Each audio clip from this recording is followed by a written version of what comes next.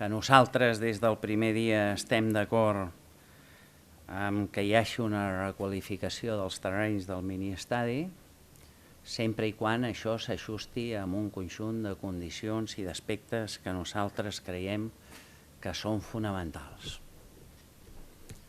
Durant aquest any he de dir que l'alcalde no ens ha dit absolutament res. Fa uns dies jo li vaig dir a l'alcalde de què passava amb el Barça, perquè sabia que ell tenia unes converses, i és veritat que em va dir, escolta, pues, ja t'avisaré, i fa 10 dies em va cridar al seu despatx, em va dir que necessitava del nostre suport per tirar endavant el tema del Barça, perquè el seu soci de govern no està d'acord amb tirar endavant aquest tema del Barça. Jo el primer que lamento és que un alcalde de la nostra ciutat sigui incapaç de convèncer el seu soci de govern. Jo ho trobo, no sorprenent, ho trobo una cosa fora de lloc. Jo crec que el lògic és que el govern tingui una actitud conjunta i que nosaltres els hi puguem donar suport. Malgrat això, nosaltres estem disposats a mantenir un diàleg i a buscar acords amb el tema del Barça, sempre i quan s'acceptin un conjunt de condicions que nosaltres posem en el tema del Barça. I aquestes condicions són les següents, i són condicions que jo avui explicitaré.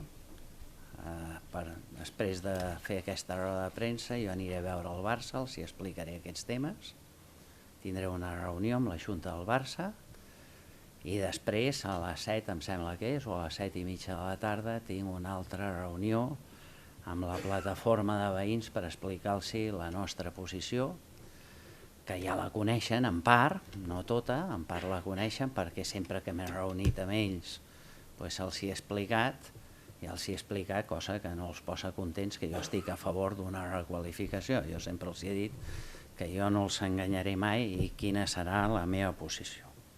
Les nostres condicions són les següents. Primera, cessió gratuïta del Futbol Club Barcelona a l'Ajuntament de la totalitat del sòl i sostre destinat a habitatge en règim de protecció. La reserva del nombre d'habitatges protegits no ha de ser inferior al 50% del total. I aquest habitatge, que aquesta és una de les nostres obsessions i que vostès m'ho han sentit explicar moltes vegades, serà titularitat de l'Ajuntament.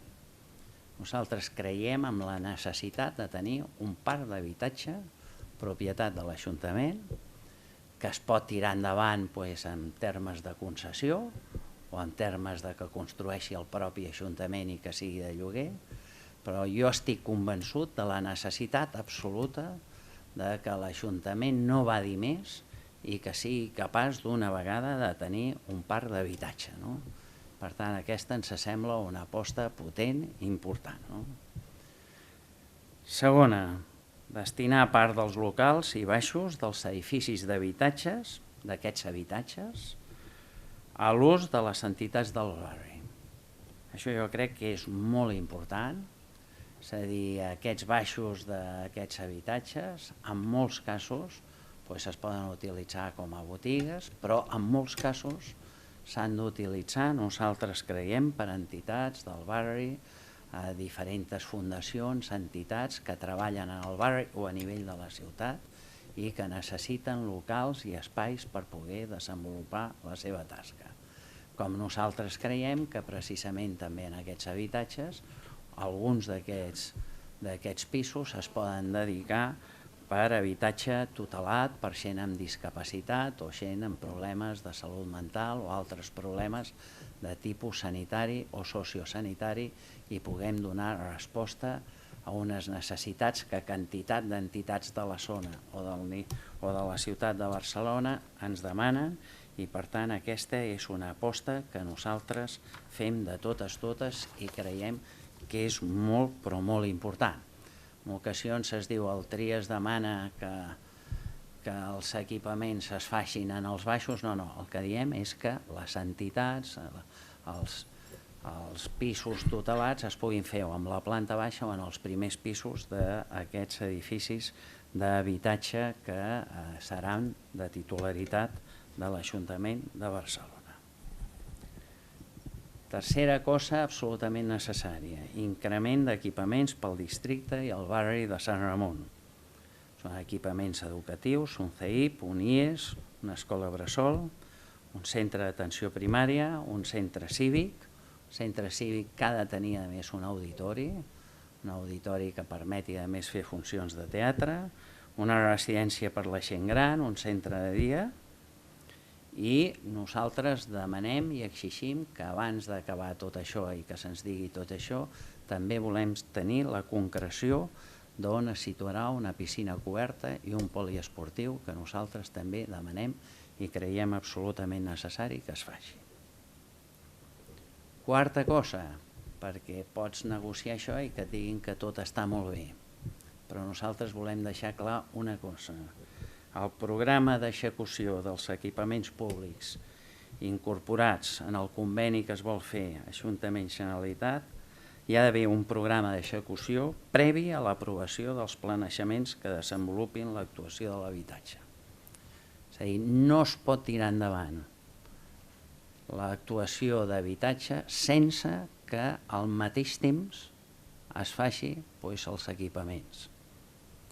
Amb facilitat es pot dir sí, es tira endavant i després sabem el que passa amb els equipaments. I dir, no. Escolteu, nosaltres hem de tenir les garanties de que aquests equipaments es fan al mateix temps que es fan els habitatges.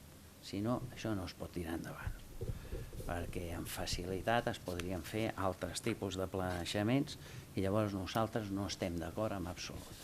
És a dir, no es pot viure de promeses, sinó de realitats. Per tant, l'Ajuntament i la Generalitat s'han de posar d'acord en sincronitzar i fer les coses d'una manera sincronitzada i que no ens trobem que es fan els habitatges i que no es fan els equipaments. Cinquè, nosaltres no podem requalificar uns terrenys del Club de Futbol Barcelona sense que es produeixi una altra cosa que jo crec que és de justícia de fa molts anys, que és la desafecció dels habitatges del carrer Pintor Tapiró, Cardenal Reig. Allà hi ha uns habitatges que fa anys que estan afectats i que nosaltres demanem ja la desafecció d'aquests habitatges. No pot ser que es facin unes coses per uns i no es facin per altres i, per tant, això ho demanem de totes. Sisena, un pla de mobilitat. Nosaltres creiem que és absolutament necessari fer un pla de mobilitat general pel funcionament de la mobilitat normal d'aquesta zona, però també un pla de mobilitat per les situacions excepcionals del Club de Futbol Barcelona en els dies que hi ha competició esportiva. És a dir, aquesta zona tindrà una situació d'una gran millora global en el sentit que es trenquen les barreres de l'estadi del Barça i per tant allà generarà una gran plaça pública i unes possibilitats de gaudi de la gent d'aquesta plaça, però a més nosaltres volem que es faci un sistema de mobilitat a tota la zona que permeti una circulació normal i fluida i que no ens trobem en segons quines situacions ni consisteix en que tota aquella superfície s'utilitzi per aparcar ni històries. Això ha de ser una zona per disfrutar els veïns i la gent de Barcelona.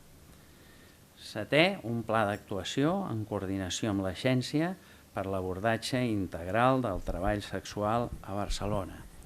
Nosaltres no podem explicar que anem a crear una millora de la zona i a crear una situació nova en aquesta zona sense que s'abordi una situació que de fa anys dura. Casualment fa 2 dies s'ha fet una acció que jo crec que és important que es faci.